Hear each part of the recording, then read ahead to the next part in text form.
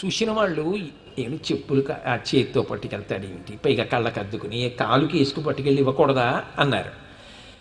వేసుకోవలసిన ఆయన అన్నాడు, అయ్యో ఎందుకండి చేతులతో పట్టుకొస్తారు, కాలుతో తంతు తీసుకొచ్చేస్తే పోదా అన్నాడు. చెప్పులు చేతులతో తేవాలని ఆయనకేం లేదు, కానీ ఆ చెప్పులు పట్టుకురావడంలో యువతల ఆయనకి అవతల ఆయన మీద ఉన్న గౌరవం అటువంటిది. కింకరౌ సముపస్థితౌ అంటే పని వలన గౌరవం కాదు, ఏ పనైనా మీకు చేస్తే చాలు అది కింకరౌ.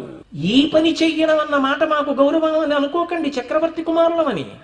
మీకు ఏ పని చెయ్యగలిగినా గురుదేవా, మీ బట్టలు జాడిస్తే మాకు చాలు, మీ వెంట నడిస్తే చాలు, మీ మాటలు వింటే చాలు, మీరు మాకు పని చెప్పడమే చాలు.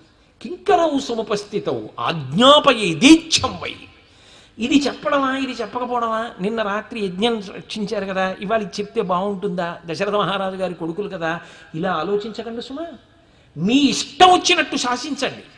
ఆజ్ఞాపయేదీచ్ఛం వై శాసనం కరవామకి, మమ్మల్ని శాసించండి తప్ప ఇది చేసి పెడతావా అని ఇప్పుడు అనక్కండే. అలా మీరంటే మాకు అవమానం. రే ఇది చెయ్యి అనండి, మాకు సంతోషం. మీరు మమ్మల్ని శాసించాలి. ఏమి రాముడండి, అటువంటి శిష్యుణ్ణి చూసుకున్న గురువు ఎంత సంతోషపడిపోయి ఉంటాడా విశ్వామిత్రుడు, ఎంత సంతోషపడిపోతాడు వశిష్ఠుడు.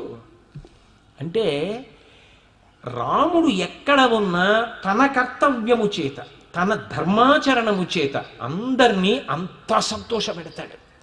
నిజానికి నా చుట్టూ ఉన్న వాళ్ళందరూ సంతోషించాలి, నేను సంతోషంగా ఉండాలి, నా కీర్తి చిరస్థాయి కావాలి. నా శరీరము ఒకనాడు వెళ్ళిపోవచ్చు, కానీ నా కీర్తి శరీరము ఎప్పటికీ నిలబడిపోవాలనుకున్న మనుష్యుడు ధర్మమును సాధన చెయ్యాలి.